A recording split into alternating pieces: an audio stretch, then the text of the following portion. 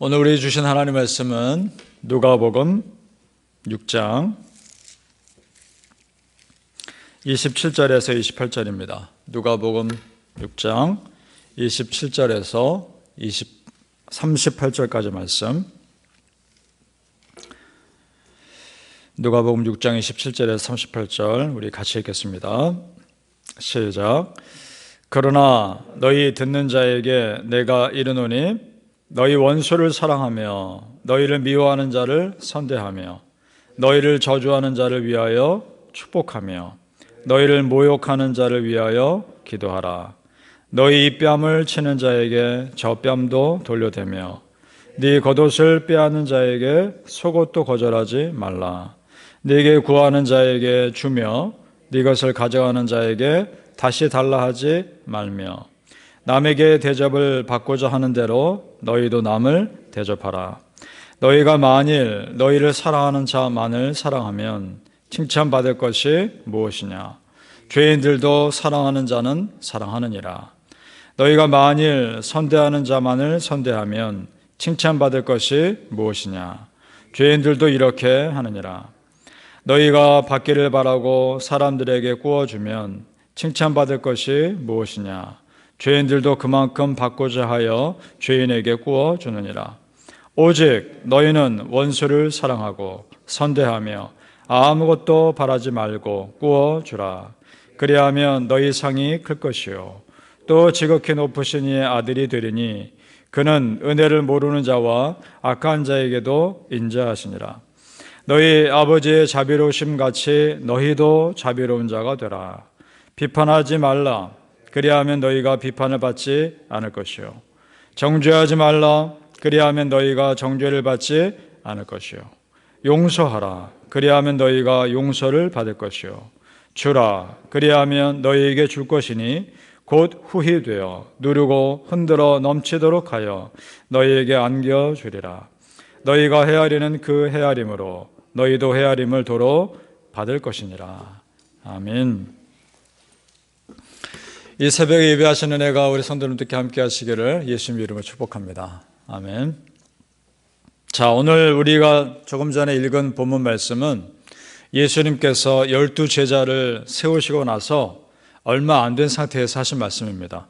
그러니까 제자로 살려면 이렇게 살아라 당부하시는 말씀입니다. 그런데 예수님께서 제자를 부르신 그 장면을 먼저 좀 보죠. 어떤 사람들을 제자로 부르셨는가? 그래서 왜 이런 말씀을 하셨는가? 한번 보았으면 합니다. 자, 예수님께서 제자를 부르시기 전에 그 상황이 참 쉽지 않았습니다. 너무나 외롭고 그리고 동역자가 정말 필요한 시기였습니다.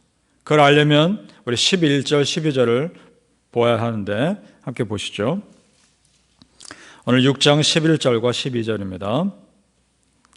같이 읽어보겠습니다. 시작.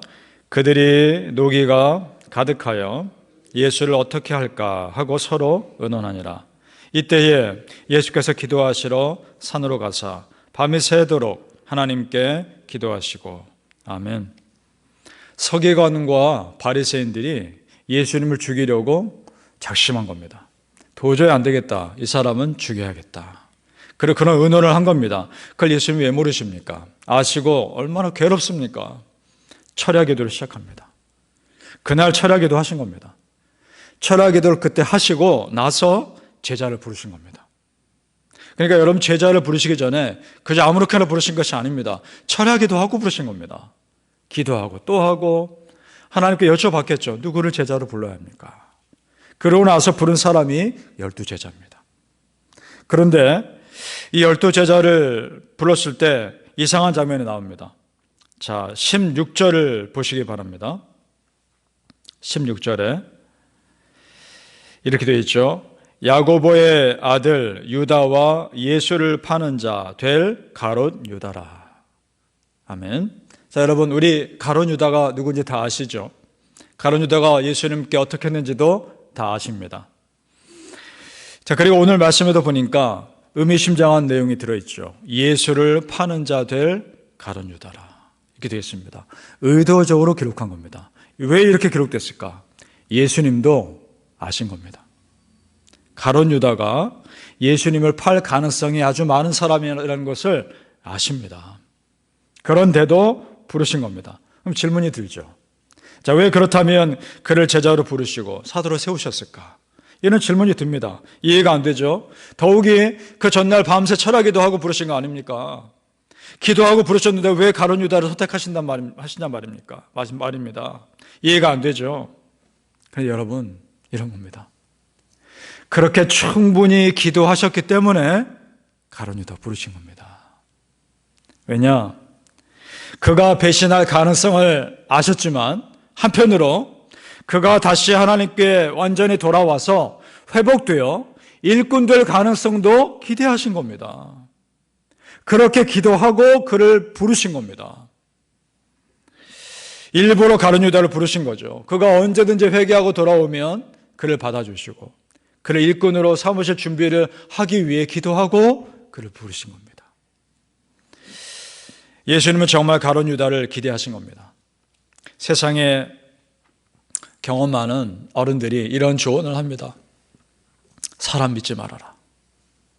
사람 믿지 말아라. 사람은 사랑할 대상이지 믿을 대상이 아니다. 믿는 도끼에 발등 찍힐 수 있다. 이런 말들을 합니다. 경험에서 나온 말씀드리겠죠. 지혜로운 말씀드리겠죠. 나름대로.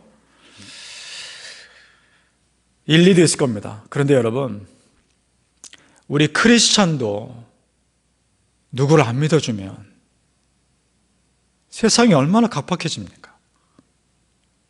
우리 크리스찬도 다른 사람 안 믿어주면 세상이 얼마나 메말라집니까? 우리는 믿어줄 수 있기를 바랍니다. 우리는 기대해 줄 수 있기를 바랍니다. 그 사람이 그런 사람이 아닌 것 같아도. 왜냐? 예수님이 그렇게 하셨으니까. 그럴 수 있기를 축복합니다. 그래서 우리라도 세상을 좀 더 여유 있게 만들어가는 통로가 될 수 있기를 소망합니다. 여러분, 지금 이 모습이 예수님께서 우리를 대하는 모습과 똑같은 겁니다. 예수님께서 지금 우리도 그렇게 대하시는 겁니다. 우리를 믿어주시기 때문에, 기대하시기 때문에 지금 우리가 이 자리까지 있는 줄로 믿습니다. 왜냐? 우리가 예수님께 이렇게 질문할 수 없습니다. 예수님, 왜 가룟 유다 같은 사람을 제자로 부르셨습니까? 예수님, 왜 그를 사도로 세우셨습니까? 왜 그런 배신할 가능성이 높은 사람을 그러셨습니까? 물어볼 수 없습니다. 왜냐? 내가 가룟 유다 같은 사람이기 때문입니다. 여러분, 그렇지 않습니까? 나도 계산적일 때가 많고, 나도 예수님께 무엇인가를 얻으려고만 할 때가 많지 않습니까? 내가 가룟 유다 아닙니까? 그러니까 그렇게 말할 수 없는 겁니다. 성경에 잃어버린 한 마리 양을 찾기 위해서 99마리 양을 놔두고 찾으러 간 목자 비유가 있죠. 그걸 보면서 사람들이 이렇게 이상하게 생각할 수 있습니다. 아니, 어떻게 99마리 양 어떻게 하란 말인가? 차라리 그 한 마리 양 포기하고 99마리 양을 지키는 게 더 합리적이고 현명하지 않은가? 그게 더 합리적일 수도 있습니다. 그러나 여러분, 그건 세상의 논리입니다. 예수님의 방식은 그렇지 않습니다. 예수님의 방식은 한 마리도 놓치지 않는 겁니다. 한 마리도. 예수님이 그 목자가 99마리 양, 예수님이 99마리 양 그냥 놔두고 가셨겠습니까? 나름대로 지켜놓고 가셨을 겁니다. 그리고 한 마리 양을 찾으러 가셨겠죠. 그리고 그렇게 따질 수 없는 이유가 그 잃어버린 한 마리 양이 나라면 어떻게 하시겠습니까? 나라면. 내가 그 잃어버린 양이고 길을 잃고 있는데 예수님이 99마리 양을 안 두고 나를 찾으러 온다면 얼마나 감사하지 않습니까? 지금 그런 거 아니겠습니까? 우리 잃어버린 한 마리 양인 나를 찾기 위해서 예수님이 목숨 걸고 나를 지금 지켜주고 계신다는 것 믿으시길 바랍니다. 그 은혜로 사는 것입니다. 만약 예수님이 착하고 능력 많은 사람만 제자로 부르셨다면, 그러면 능력이 없고 부족하고 연약한 사람들은 소망이 없는 거 아닙니까? 그러나 예수님이 그런 사람만 제자로 부른 것이 아니었습니다. 가룟 유다 같은 사람도 부르셨고, 예수님의 제자 중에는 세리같이 못된 사람들도 있었고, 그 당시에. 그리고 어부같이 거친 사람들도 있었고, 그렇게 그것이 우리에게 위로가 되는 것입니다. 아, 그럼 나도 예수님의 제자가 될 수 있겠구나. 소망할 수 있는 것입니다. 그렇습니다, 여러분. 누구도 예수님의 제자 될 수 있습니다. 여러분, 우리도 예수님의 제자인 것입니다. 그렇게 우리를 끝까지 기다려 주셨고 인내하셨고 지금까지 우리를 참고 계셔 주시는 겁니다. 그 은혜로 사는 줄을 믿습니다. 베드로후서 3장 9절에 이런 말씀이 있습니다. 주의 약속은 어떤 이들이 더디다고 생각하는 것 같이 더딘 것이 아니라 오직 주께서는 너희를 대하여 오래 참으사 아무도 멸망하지 아니하고 다 회개하게 이르기를 원하시느니라. 아멘. 다 누구나. 오늘 우리 예수님께서 나의 가능성을 믿고 지금까지 나를 참고 기다려주신 줄로 믿으시길 바랍니다. 사랑하는 성도님들, 예수님을 향한 나의 그 오래 참으심에 여러분의 신실한 믿음으로 반응하시길 예수 이름으로 축복합니다. 아멘. 누구나 예수님의 제자 될 수 있습니다. 그런데 오늘 우리가 읽은 말씀처럼 그 제자의 삶을 신실하게 사는 것은 또 다른 얘기입니다. 우리 지난 시간에 베드로가 예수님 앞에 나와서 항복한 내용 우리 보았죠. 물고기 잔뜩 잡고 나서 이상한 말을 했죠. 주님, 나를 떠나소서. 이것은 떠나란 말이 아니라 항복하는 겁니다. 예수님, 이제 내 옛사람은 죽고 나는 예수님 사람으로 살겠습니다. 고백하는 거죠. 그렇다면 오늘 우리가 읽은 이 말씀은 그럼 그 예수님의 사람이 어떻게 살아야 하는가 삶의 원리를 보여주고 있는 겁니다. 특히 우리 31절을 함께 읽어보죠. 31절입니다. 시작. 남에게 대접을 받고자 하는 대로 너희도 남을 대접하라. 아멘. 이것을 성경에서 황금률이라고 합니다. 성경의 황금률입니다. 너무나 귀한 말씀이라서. 자, 원리는 간단합니다. 대접받고 싶은 대로 대접하라. 이 말은 사랑받고 싶으면 먼저 사랑해라. 좋은 말 듣고 싶으면 먼저 좋은 말 해라. 그 말입니다. 그러니까 여러분, 그렇게 보면 우리 기독교의 원리, 이 제자도의 원리는 손해보는 원리입니다. 무슨 말이냐? 내 것 챙길 것 먼저 챙길 거 생각하지 말고 먼저 주는 원리이기 때문입니다. 먼저 주라는 겁니다. 38절을 보시죠. 제가 읽겠습니다. 38절. 주라. 그리하면 너희에게 줄 것이니 곧 후히 되어 누르고 흔들어 넘치도록 하여 너희에게 안겨주리라. 너희의 헤아리는 그 헤아림으로 너희도 헤아림을 도로 받을 것이니라. 아멘. 먼저 주라는 겁니다. 그러면 누가 갚아주신다고요? 하나님이. 그럼 여러분, 이건 손해가 절대 아닙니다. 내가 주는 것을 갚아주시는 분이 사람이 아니라 하나님이시면 이것은 손해가 정말 아닙니다. 오히려 축복입니다. 나는 한 주먹으로 줬을지 모르겠지만 하나님의 한 주먹은 내 한 주먹과 비교가 되지 않기 때문입니다. 믿습니까? 하나님의 그 놀라운 은혜, 채워주시는 은혜 누리실 수 있게 축복합니다. 한번 해보십시오. 하나님께서 어떻게 하시나. 이 땅에 살면서 우리 천국의 삶을 미리 연습하며 사실 수 있기를 바랍니다. 예수님의 첫 메시지 여러분 기억하십니까? 회개하라, 천국이 가까웠느니라. 천국을 선포하셨죠. 이 메시지는 그렇다면 천국의 삶은 어떤 것이냐를 보여주고 있는 겁니다. 자, 오늘 말씀처럼 우리가 100% 어떻게 이렇게 똑같이 살겠습니까? 사실은 불가능하죠. 예수님도 아십니다. 그러면서도 이 말씀하시는 이유가 뭘까? 우리가 비록 이 땅에서 이 천국의 삶을 살지는 완벽하게 살지 못하겠지만 이 말씀하시는 겁니다. 비록 그렇다 할지라도 거룩한 삶에 대한 꿈을 꾸며 살아라. 거룩한 삶을 좀 꿈꾸며 살아봐라. 이 땅만 보며 살지 말고 그 말씀하고 계시는 겁니다.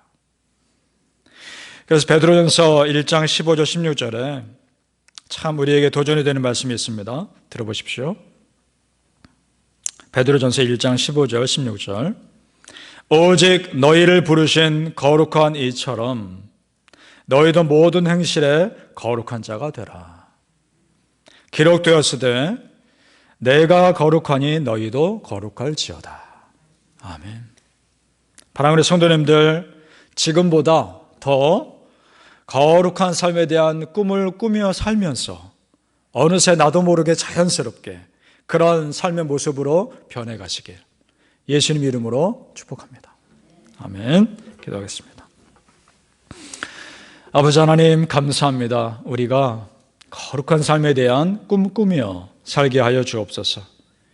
오늘보다는 내일이, 내일보다는 그 다음 날이 지금보다 더 아름다울 수 있게 하여 주옵소서. 우리의 말과 우리의 생각과 우리의 행동이 더 아름다워지게 하여 주옵소서. 먼저 주었을 때 우리 아버지 하나님께서 채워주시는 놀라운 은혜를 경험하게 하여 주옵소서. 정말 하나님께서 나에게 주신 것 바라보게 하시고 내가 줄 때 사람에게 다시 받을 것이 아니라 오히려 하나님께 받을 것을 기대하며 살 수 있게 하여 주옵소서. 내가 비록 부족하지만 나를 참고 기다려주신 아버지 하나님, 가룟 유다 같은 사람도 그의 가능성을 보고 끝까지 참으셨던 예수님, 나를 지금까지 그렇게 참고 기다려주셨던 그 주님의 은혜에 감사해서라도 내가 오히려 신실한 믿음으로 살아갈 수 있게 하여 주시옵소서. 감사하며 예수님 이름으로 기도합니다. 아멘.